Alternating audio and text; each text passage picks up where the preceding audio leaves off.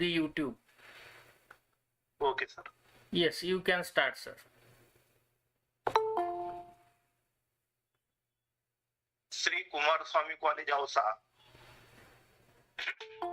District Latur, Maharashtra, welcomes all the honorable dignitaries and participants here on the virtual platform for the national webinar. The college is conducting this innovative activity. The objective behind this activity is to exchange knowledge and enrich knowledge. The most revered Jagannathji Maharaj, the president of the institution, and Honorable Girishji Patil, the secretary of the institution, are our moral support. And respected principal Dr. M. Ambedkar sir is inspiration for us because of his strong academic leadership and innovative activities. The topic of today's national webinar is engaging students in the classroom in a post-pandemic era. Before the beginning of this national level webinar, I would like to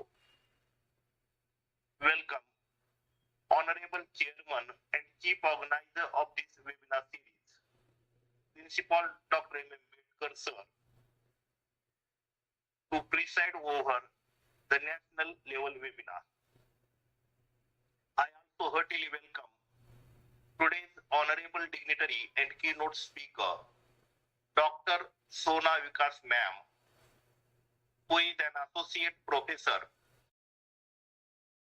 in School of Management and Liberal Studies at NorthCap University, Gurugram. On behalf of the organizing committee of this national level webinar, I heartily welcome you, ma'am, as a keynote speaker. I also welcome all honorable organizing committee members, Vice Principal Dr. S.D. Misal sir, IQAC Coordinator Dr. Sanjay Kale sir,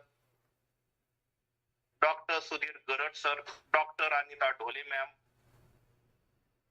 Tillare sir, Dr. Patwari sir, and Dr. Wadkar sir.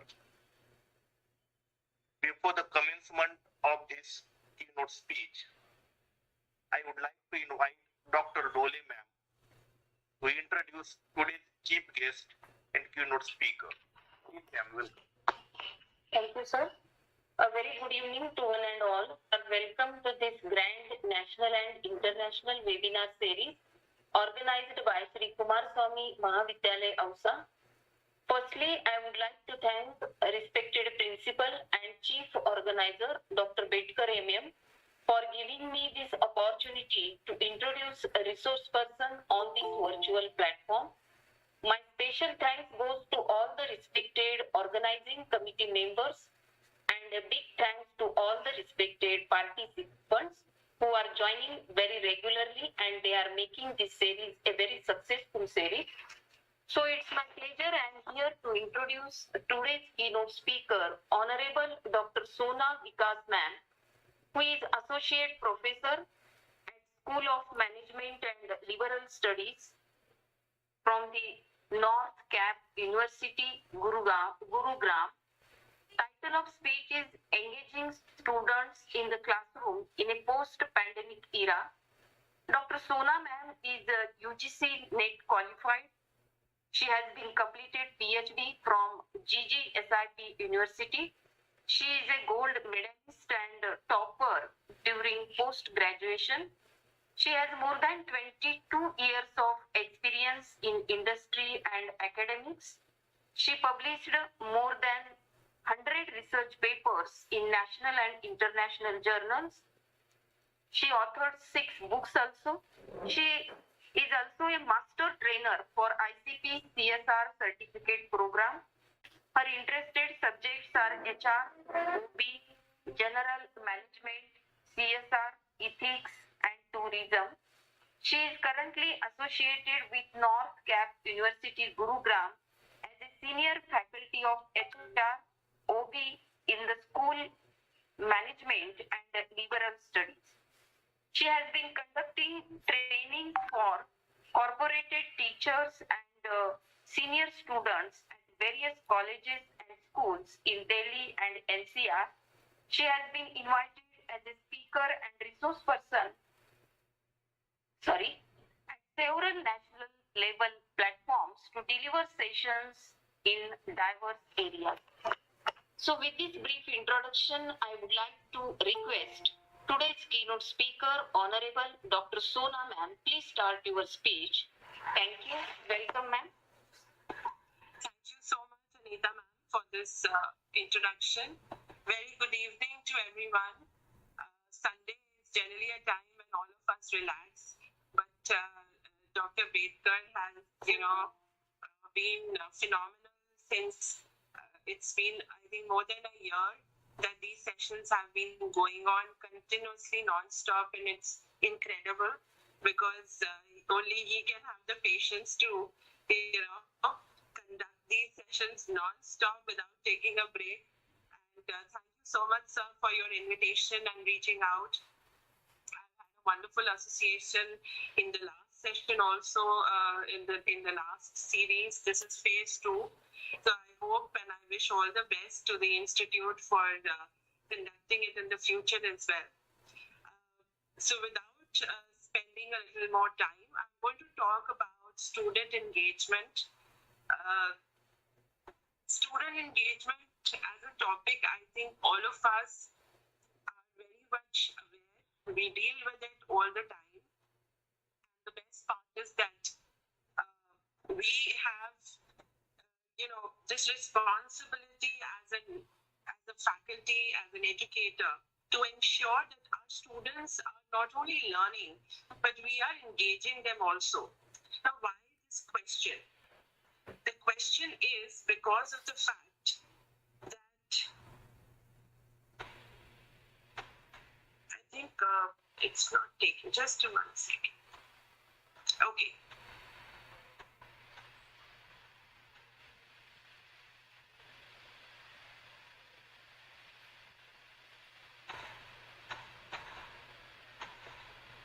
I think just one technical issue. Give me a second. I'm just trying to resolve it. No problem, madam. You will continue. Yeah. Okay. I think it's visible now. Yes, yes. Right. So the question that comes to our mind is that do I need to engage the students or do I need to teach them? We all have a certain responsibility of covering adequate syllabus in each class. We are always wondering that there should never be any disturbance and we finish the topic that we are supposed to finish in that particular class. So this question definitely comes that do I need to engage them or do I need to teach them? In this part, I'm going to talk about 3 levels of student engagement. Most of us, when we enter the class, we don't think about it. We think that I'm going to take a particular topic. I'm going to deliver my lecture as a faculty that I'm supposed to. Students are supposed to take notes, understand what I'm saying. But we have to think from the student perspective. Now, there are different levels of student engagement which will help us understand that when we enter the class, the student could be at any level. For example, there is this first level which is behavioral level. If his level is positive, if he is engaged positive in the class, he will not only attend the lecture, but he will participate with enthusiasm also. But supposing there is negative engagement, he is going to disrupt, the student will disrupt the lecture, he will boycott it, he is going to start creating some disturbance or the other. And if there is a third level, that is non-engagement, that means he is not interested at all in your class. He will skip the lecture and there will be no excuse. Now, most of us may take it on a personal level that, the student is creating disruption, he's not interested, he's absenting himself, and we may be a little strict with the student in our grading, in our assessments later on. But the fact of the matter is that this behavioral level can be due to multiple reasons, and it is not, something which we have to worry too much, because it is very natural. The second kind of engagement could be emotional. If it is positive, he will be taking interest. He will have, he'll be sitting in the first row. But if it is negative, he will not listen to you at all. He will be fiddling with his gadgets. He'll be fiddling with the notebooks or the pens, and he will reject you as a faculty completely. The non-engagement level is when there will be boredom on his part. Whatever you are saying, he will not show any interest. In fact, he will use excuse, can I go to the washroom? Can I use my mobile phone? There's an urgent call coming. There could be multiple such, examples wherein he shows that he is not engaged in your class at all. The third level is related to the cognitive level.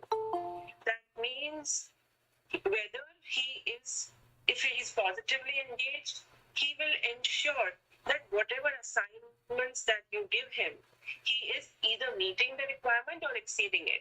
So you may give a particular deadline.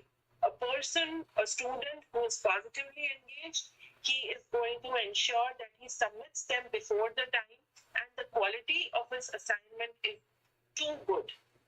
And you will feel that, wow, I am yet to come across such an assignment.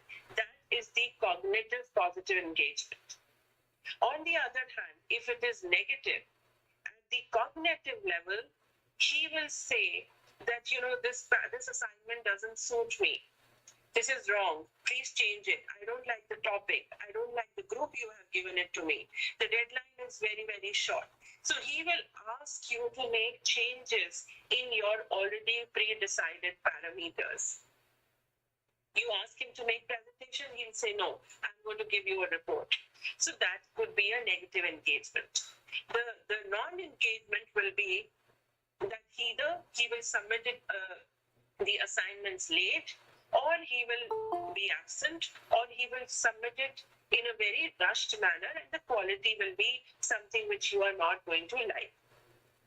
Now, if we keep these levels in mind, both the positive, the negative, and the non-engagement, plus what kind of behavior a student is demonstrating, at least it becomes easier for us to identify which student falls in which category. And to handle such students, it becomes a little easier.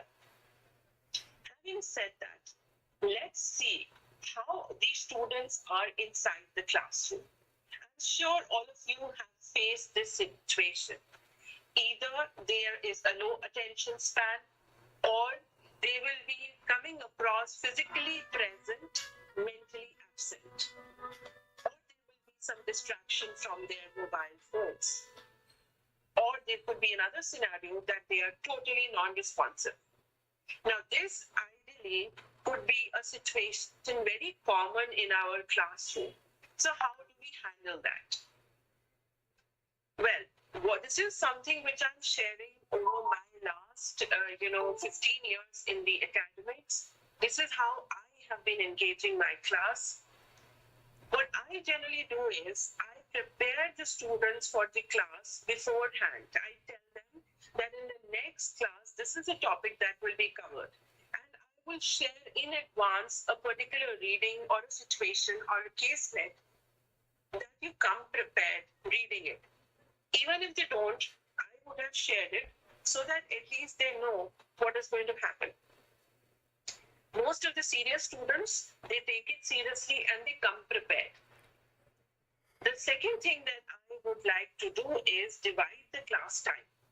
If my class is say 50 minutes or 1 hour or 75 minutes, I only speak for half an hour or half the time. For the simple reason, most of the times I realize that the attention span is low. So students are totally not interested. So what I divide the class is that I will give my inputs, but the remaining part, they will have to put the learning into action. So they have to be alert. In every class, I will assess them. Even if it is for 1 mark, I'm going to assess them. So what I do is, supposing I'm teaching a topic related to training need analysis. So what I will do is, I will give them the theories, the concepts, the process, the tools, the methods. After doing all of that, I will give them a task of actually practicing what they have been taught. So what will happen is, they will either be divided into groups or they will individually do it, but they will have to tell me whether they have been able to understand what I have taught or not. And it is very easy for me to evaluate them if I do them in groups, because then they are not, sitting idle, thinking alone, but if they are sitting in groups, they become a little more active and responsive. Once that has happened, at the end of each class, I review the learning outcomes with them to find out whether they were able to understand, whether the outcomes that were supposed to be achieved, have they been achieved or not. And then they realized that, okay, we did this topic, this was our learning, and this is what our understanding has been. Also, what I do is, my learning materials are very clearly organized. So pre or post class, I will share with them adequately. They all want PowerPoints, they all want notes. So I share with them. I let them take it before my classes start. I'm absolutely fine. But when I'm teaching in the class, you make sure you're giving me your complete attention so that you are able to grasp the topics. And finally, what I also do is, to prevent student isolation, I involve all of them. The notorious ones, the naughty ones, the quiet ones, especially all of them. Because what happens is, then they become alert. That today, if I become naughty, ma'am is going to call me in front and ask me to perform or do some activity or explain the topic. So as a result, nobody is isolated. Everybody gets an opportunity to come and speak. And in the process, their confidence levels goes up. They start communicating more frequently and they are very, very responsive over a period of time. It doesn't happen initially, but it happens over a period of time. Now, as a faculty, all of us, we use presentations. I use it not for the purpose of content, but for the purpose of giving a visual effect to the students. So my presentations will have animation. I will incorporate, some kind of task there and then. There will be adequate use of videos also. So the presentations will have questions. Students will have to answer them while we are doing the topics. The second thing I also do is, I make them use their smartphones. Now, many a times I have been, engaged in a lot of debate and discussion with the faculty members that how can you allow students to use smartphones? Now, my simple submission is, if I don't allow them, in any case, they are distracted. In any case, they want to see what notifications are coming. So what I tell them is that for the first half an hour, keep your phones away, listen to what I'm saying. After that, I'm going to give you a task which will make you use your smartphones and then you can use it. The tasks have to be very, very cleverly designed so that they don't get the answers immediately. They have to go through at least 15, 20 websites by the time they actually arrive at the answer. And my job is done. So they are on the smartphone, but at the same time, the task that is given to them, they don't get the response immediately by doing a Google search. They have to go through multiple websites and multiple searches before arriving at the response. And as a result, my objective is achieved and they cannot tell me that they did not allow the smartphone to be used.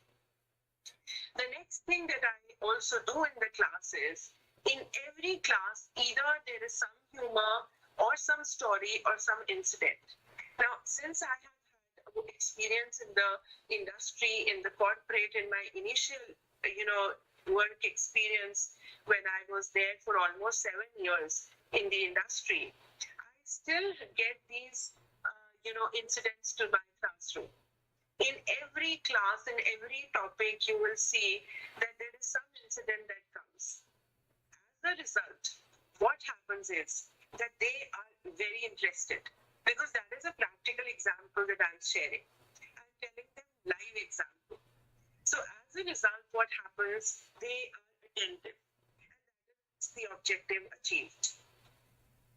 One thing that one has to be very careful about is our body posture and body language. Now, you will all ask, why body posture and body language? Imagine there is a podium in the classroom and you are standing next to it all the time. What will happen is your connect with the audience will not happen. So generally what I do is, while I'm using the PowerPoints, I carry my a slide changer with me, so that I am standing at any place in the class, my presentations are going on, but I am within, the students. I am not away from them. I am right and they are right around me. So as a result, they are alert that man is around. Second, they are attentive because I ask them questions based on what is going on in the slide. And thirdly, with my body language, I tell them that I'm accessible. Ask me questions, ask me doubts. And believe me, this has worked wonderfully for me. The more closer you are to your audience, the more you will be able to gauge whether they are connected with you, whether they are engaged with you or not. And this has worked very, very beneficially over the years. So I will never be away from them behind the table or behind the chair or behind the podium. I will always be there, right there where the action is happening. That is where the students are sitting. So my class, if they have 60 students, I am roaming around the entire time. So students are on their toes. They are not sitting, behind using their phones when I am speaking. I'm with them, so they are all putting it away. One thing more which happens is, every now and then in the class, I am ensuring that I am evaluating what is their student, the engagement level. Not only before that, so before I start the class, I have a look that, okay, what is the mood today? Are they in the mood to study or not? Are they looking interested? Are they going to disturb me? Are they going to distract me? Then during the class, what is their mood? Are they still with me or are they already spaced out? And at the end of the class, was I able to achieve what I did? So my mind works dually. Not only I have to finish the content, but I have to ensure that all of them are right, mentally and physically present. This is very difficult, but I think over a period of time, when all of us get that experience of understanding what is the mood of the class, this becomes very, very easy. What also happens in this is that, the methodology that I would like to use when I am delivering a particular topic, I change it. Sometimes if I have planned a video at the end, if I realize that, okay, these students are getting disoriented, I play the video at that time rather than at the end. And I tell them that once the video is over, you will all have to tell me what you have seen, what you have heard, and what was the video all about. So they become alert at that moment. So if I only go about talking, not asking the students and understanding whether they are listening to me or not, it becomes very difficult for me to then continue the class if I have lost their engagement levels. And finally, we should be taking continuous feedback. want to stop here for a second. Please tell me, whatever I have shared right now, is it giving you a sense of familiarity? Is it giving you a sense of, a feeling that yes, this is what we have done in the past, this is what we faced in the past in the class? And is it something can you relate to?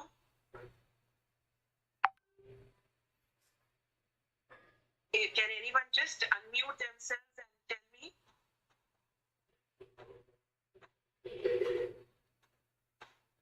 Anyone? Are you able to relate to what I'm saying?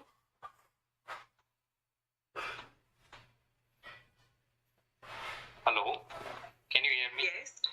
Yes. Madam.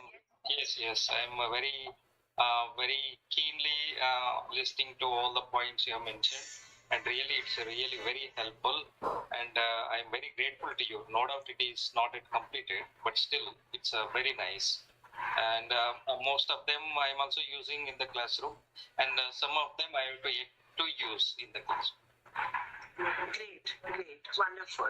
Anyone else? Any questions anybody has, or any situation you have faced and you would like to discuss that I got here? Please share with me. Madam, one information I wanted: if the class is containing more than 100 students, and if there is no space to roam around,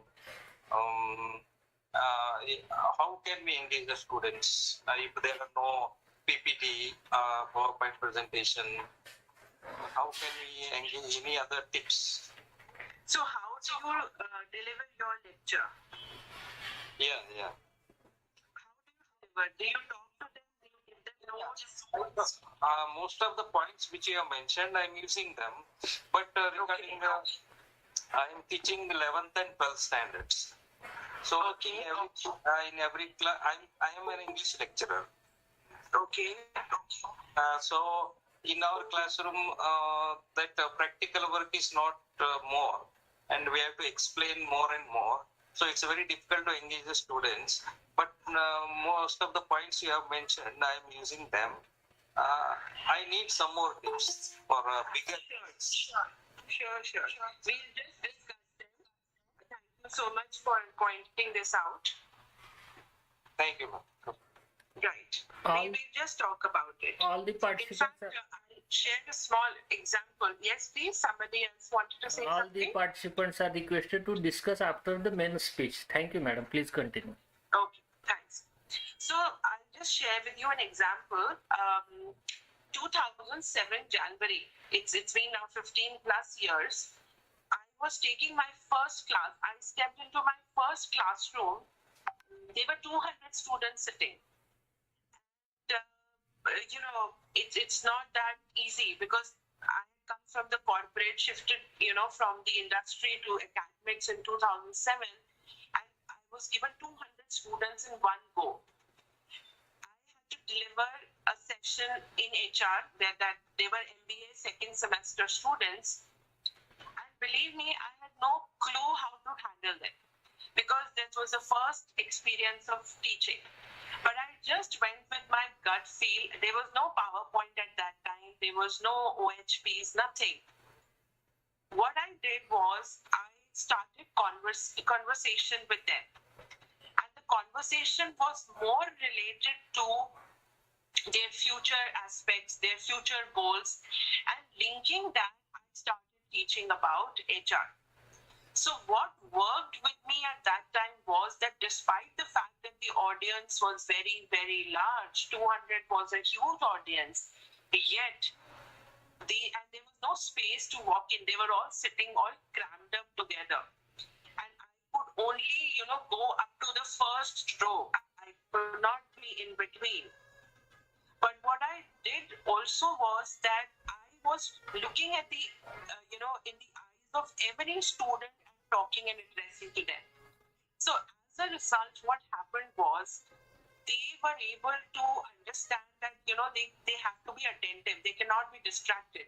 Way back, cell phones were there, but smartphones were not as much in use. So students were not too distracted also. They were attentive. And because I had a conversational mode of discussion, they were able to answer the questions and they were engaged. Now, this worked for me for my initial classes, and it was useful because of the fact that, I could, gather what interests them or what did not interest them.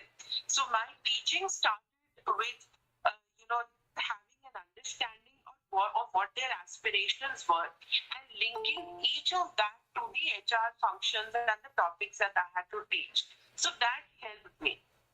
Maybe you could use that also. You could have a discussion based, teaching with them. That will work. Let's move forward.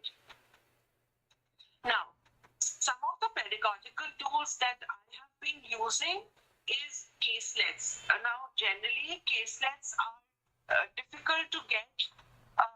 So what I do is I make my own caselets for every topic.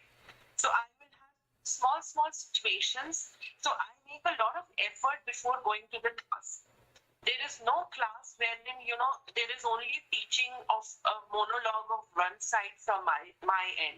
It is always two-way. So I ensure that, whatever I have to teach, there is some practical incident or caselet or situation which students can discuss. And because my subjects are primarily related to, management, HR, OB, so situations are not that difficult to find and create also. So these work very well. Role plays is another thing. Videos I use very extensively. And then there are law case studies and contemporary readings.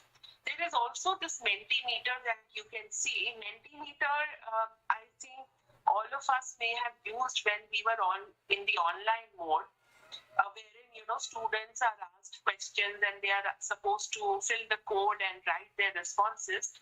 It works very well. But in some of the physical classes, I have tried to use Mentimeter, and students get excited using it because it reminds them of their, the pandemic time. Okay. Now, this is what my classroom looks like. If you look at this graph, you will see that I engage my students with case studies, hands-on activities. I pick out, the latest articles from McKinsey or Forbes or Harvard Business Review, and there is a discussion with them. Even the undergraduate level, I use them because I feel that, the cumulative intellect of my class is greater than mine. So if I give them high-end but simple articles, they will find the subject interesting and they will be able to relate to the topics that have been done. Then there are a lot of these Deloitte reports that come for the industry. They are also used. So if you see overall, the class is comprising of something over and above the classroom teaching, which is, related to the subject. Now, you may feel that I'm teaching English, I'm teaching science, I'm teaching maths. How do I relate to it? It is not necessary that you do a case study, but you can do a hands-on activity. You can do practical, these assignments in the class.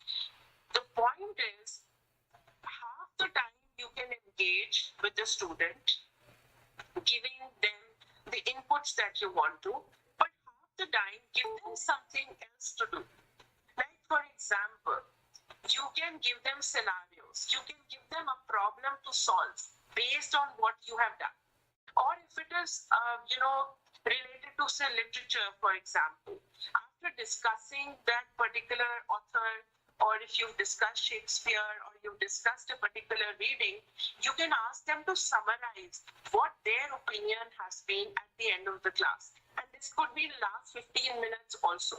So what happens when they are writing, they are actually, summarizing what they have written. They are giving you an idea that whether whatever you have taught they have understood, and their writing skills are also getting improved in the process.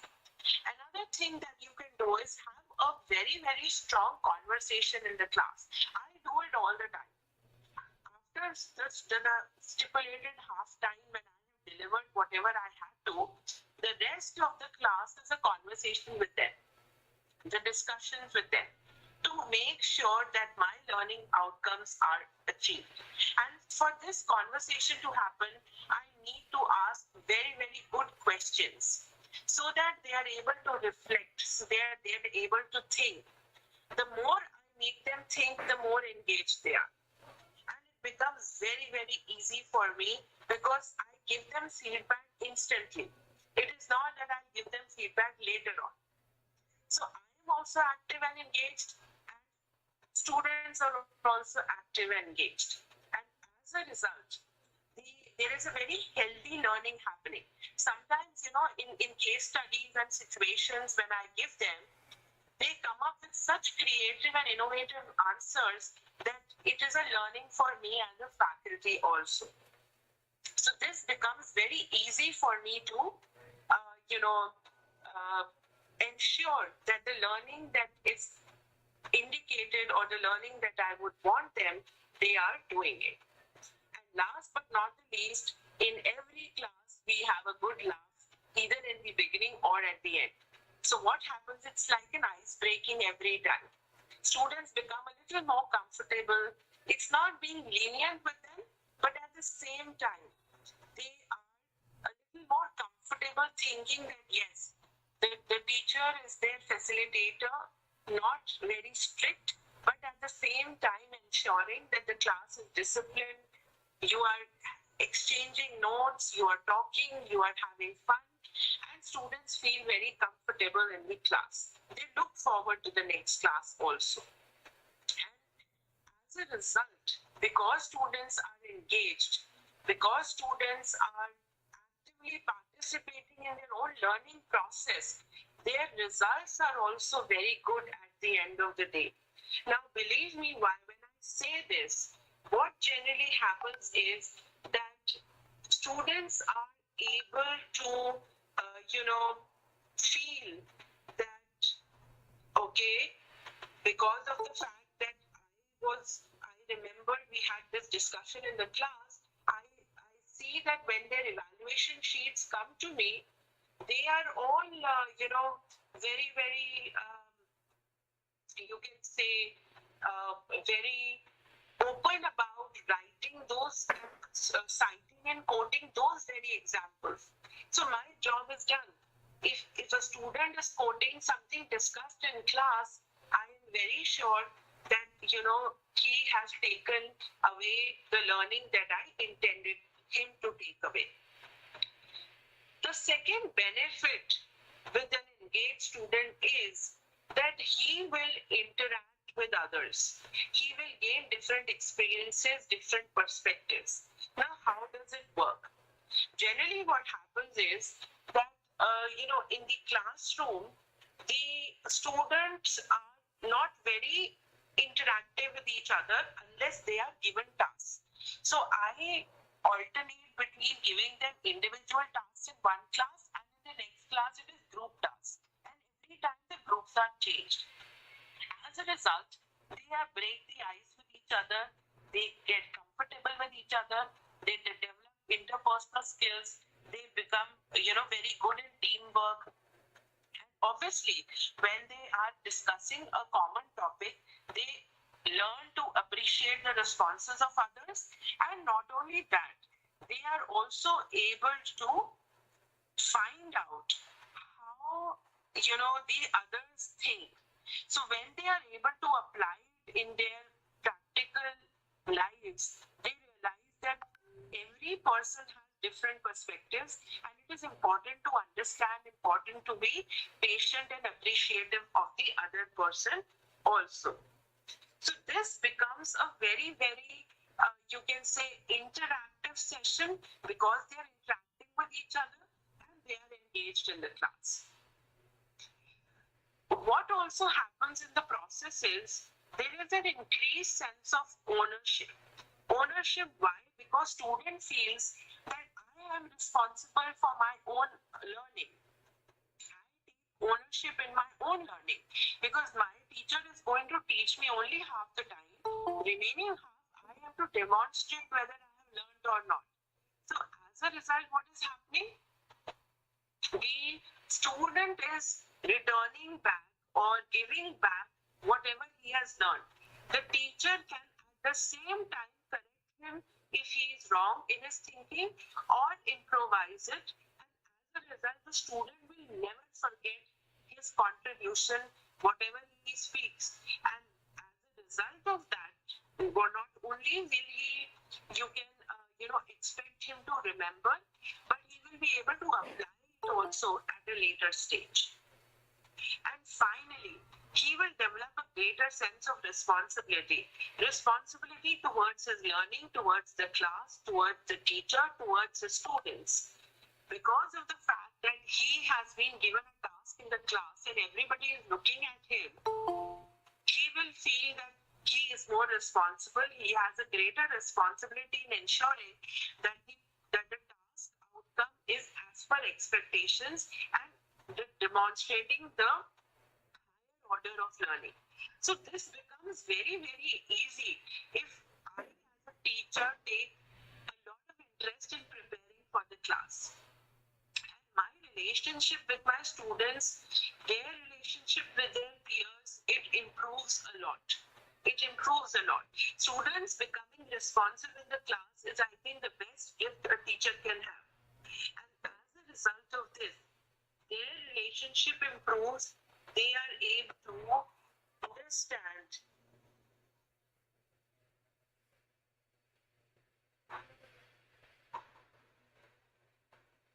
so they are able to understand whether or not the class has been a better place for them to learn or not.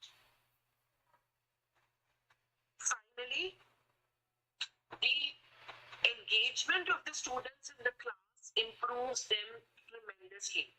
At the end of the semester, I see that even the most notorious of the students have improved their confidence, their communication, their interpersonal skills.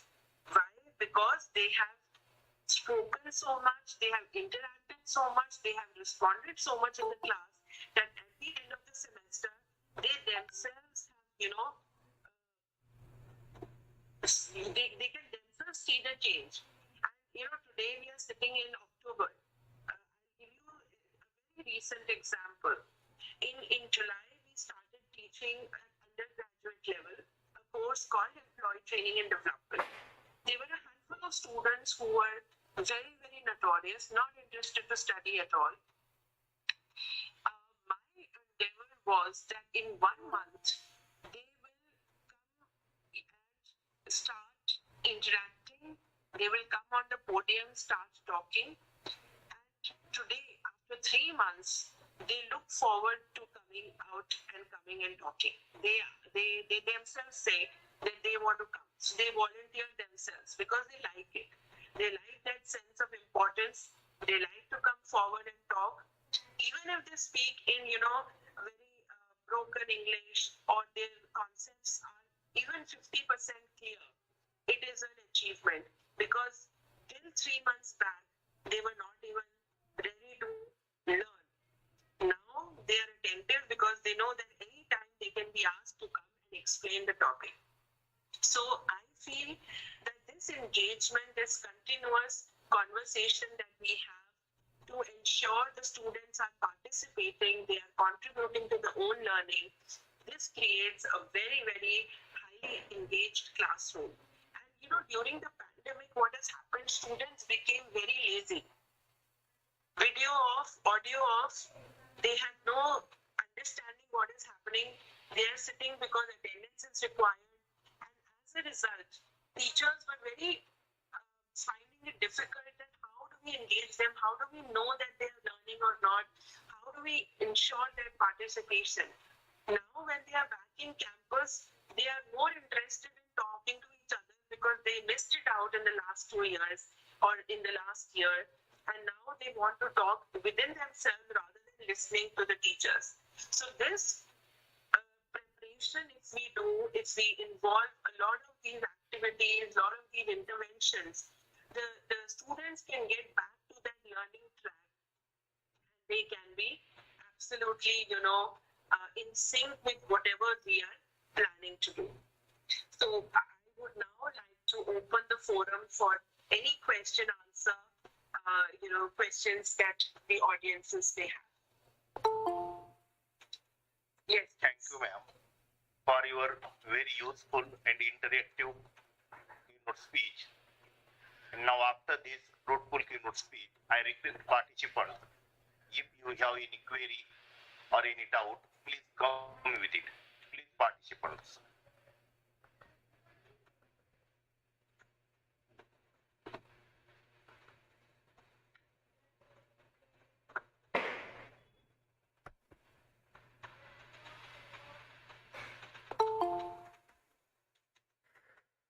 You are behaving like students only. They don't ask the video is off, audio is off. I know it's a Sunday and all of you are sitting at home, but you can please ask anything or share your experience so that it is useful for others also. Shri Kumar sir, please continue your discussion.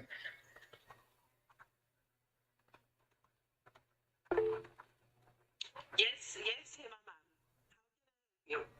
Yes, good evening, ma'am. This is Dr. here. Thank you for most eye-reflective session, ma'am. It was really very good. The session was, first of all, I want to thank you, Peter, sir, for arranging such a nice session, sir. Thank you, sir, and thank you, ma'am. Now, my query here is about the handling the classroom management with the rural students. So, really, I'm feeling a tough job with handling the class for the rural students. I'm not able to differentiate with the average, below average, and the below average. That was my difficulty with handling with the classroom management. So how can I tackle with this kind of a problem, ma'am? Any guidance? So, yes, ma'am. So generally what happens, when you start taking the class, initially in the first or second class, you can have a kind of a post-assessment before the class ends, so that you are able to assess that out of the entire class, how many people have actually understood the concept and how many are yet to understand. In the initial classes, when you are able to identify what is the pattern of students in terms of their understanding, you will be able to differentiate who are the slow learners, who need more intervention, who are the fast learners. So what you can do is, you can have some kind of tutorial or remedial classes for them initially itself, so that their basic concepts can be cleared. This can be done because today, all, even UGC, all accreditation bodies, they tell us that you must take care of all the kinds of learners. So it is possible that in your class, there are slow learners who are not able to understand concepts in the first go, and you may have to make an extra effort with them. So if you do this the post-assessment in the initial classes, you will be able to differentiate. Either you can have two different sections with them, or if you don't want to do that, if it increases your load, you can have some remedial classes initially itself, so that we all come into the same page or same level after a couple of classes, and then you can continue. That could be one of the possibilities, because this is something which we do at our university, and it has worked very well, because we acknowledge that students can have different learning styles and learning patterns. But if we are able to give focus to and special attention to the slow learners or those who are difficult to handle, then after a couple of classes, they are able to fall in line easily. That is not that difficult. Thank you, I hope that helps. Yeah. Thank you, ma'am. Hello. Yes, sir. Yeah. Good evening, ma'am. Dr. Shukla here. A wonderful presentation what you have done, and I think many of the things we can really implement practically in the classroom. The group dynamics, what you have suggested, is a wonderful thing. I'm teaching a profession since 26, 27 years. Interactive sessions, they are very important sessions because the students learn by they are putting in them, those things. And what I have found that many of the students, we are having some prejudices as a teacher also, that they should doing good, not doing good. All these kind of discriminations are there with our side also. But many of the times when we are doing with the group development, we come to know that the student is bright, but he was not coming out, maybe because of some academic. So here to conduct an interactive session, and I'm doing another thing that for example, how we will measure radiant heat in the room, and then people are coming with a different concept. Because what I feel that students are tied only the books and the concepts which are taught in the classroom. They should think openly from other aspects also. So new concepts, new ideas, new researches will come forward. So really thankful now again, putting our knowledge and giving us inputs. Thank you very much, ma'am. Thank you so much, sir. And I think all of us learn from each other. We all, do experiments. We all, every day, I think we all experiment looking at the mode of the class. That how do we, ensure that till the end they are all active and engaged. And all of us would be, doing something or the other. So what I tried to put across was what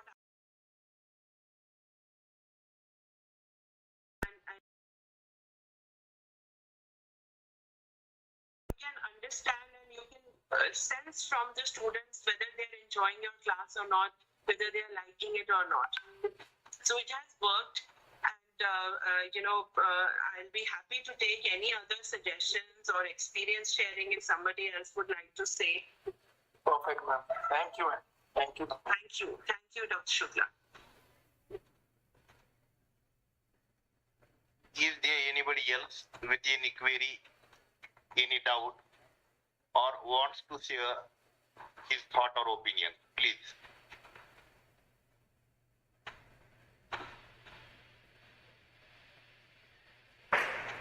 Yes, Anju ma'am. Yeah, good evening, ma'am, and thanks for a wonderful session. My challenge is a little different. When the actual teaching learning process is going on, that is in the class, the kids are very interested, even the low achievers, they are doing perfectly well. I mean, they answer the questions and any challenges posed to them, they face it very, they answer well and all that. But when it comes to the examinations, when it comes to writing, especially post-pandemic, I find that there's a lot of,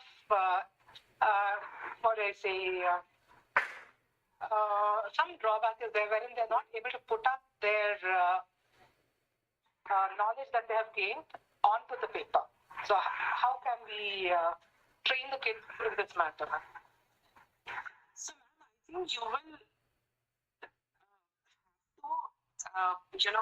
take assessments, 2 or 3, 4 classes to find out, where is the problem.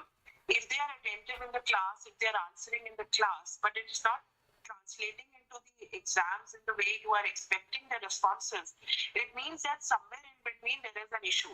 So after every 2 or 3 classes or after every topic, take some small quiz or some assessment to understand that have they understood this topic or not. You will be able to identify and take a corrective action at that level rather than waiting for the end semester or the end term exam or the end term assessment, whatever you're taking. So maybe don't rely on that at the end. After every 2, 3 topics or one topic, where however it is placed, however it is possible, let them answer. Let them answer and see. So you will be able to understand that have they actually understood, or were they, just sitting in the class and they were attentive, but they are not able to apply it when you are asking them questions. So this could be one method of, trying to solve this problem. Okay, ma'am. Thank you so much. We'll try that out. Yes. Somebody else had raised the hand. Anyone?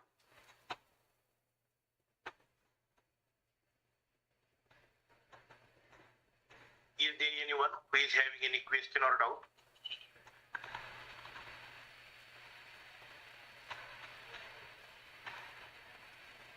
I feel now there are not any questions or doubts. The keynote speech by the honorable speaker was very effective, interactive, and many tips were given to us and techniques to keep students engaged. So, thank you, ma'am. On behalf of the organizing committee, now I would like to request chairperson of this national webinar and chief organizer for his concluding words. Please, sir, welcome. Sir एक मिनिटात setting. Hello, एक मिनिटात. Sir, are you Sir, I am audible? Yes, sir. Yes, sir. Now you're audible. Yes. Thank you, Prakash sir. And today's resource person, Sona madam, participants of my college, IQC coordinator, Jamuntrao Kale sir, Jamuntrao Kadam sir, Praveen Udge sir, and daily participating Hema Malini madam, Dr. Shivanand Shukla sir. Now discussed the Anu Naik madam and all the participants. After the pandemic, we are facing so much problems, and one of the major problem is how to engage the students. So Sona madam, you have chosen the right title to discuss here, because mostly we are the teachers, and teachers are this much problems how to engage the classes with the students, because students are not habitual from last 2 years. So these techniques, engagements, division of the classes, using audio, video, grouping, fieldwork, all these things will keep the students class engaged. And also, as per your answer to the question, that we have to give short assignments so that we can test the students. So every activity may be small at the starting, but it will engage and keep energetic the class, and the students, those who have become lazy from last 2 years, they will take again interest for their learning as per the past period. Thank you, madam, for joining here with us with the best topic, useful topic for us. And we will again welcome in future to you also for the next topic as per your convenience. Thank you, madam. Now at the end, I am here for a vote of thanks on behalf of the college and the organizing committee of national level webinar series. First of all, I would like to thank Honorable Dr. Sona Vikas ma'am, who has spared her precious time to enlighten us on the topic, how to engage students in general and students in particular in post-pandemic era. Ma'am has given a good speech. All the points have been cleared, and there was also a very good interactive question-answer session. So on behalf of the organizing committee of webinar series, I thank you, ma'am. I also thank Chief Organizer, Honorable Principal Dr. M.M. Bedkar sir, for his Sunday special intellectual feast. And it is special for us because we can learn many things, and also we can put our opinions and thoughts before the participants and among us. And so this is very fruitful, and because of his innovative activity, we are benefiting. So thank you, sir. I also thank participants for sparing their time and having feast with us and having talk with us and listening carefully the keynote speech. So thank you, participants, and you are also the backbone of this national level webinar series. I also thank all organizing committee members for their contribution in this national level webinar series. And now at the end, I would like to request all the participants, please fill feedback link to have your certificate. And finally, with the kind permission of the chief organizer, Principal Dr. M. Ambedkar sir, I declare here that today's webinar is over. Thanks to all. Thank you very much. Thank you, madam. We have started at 6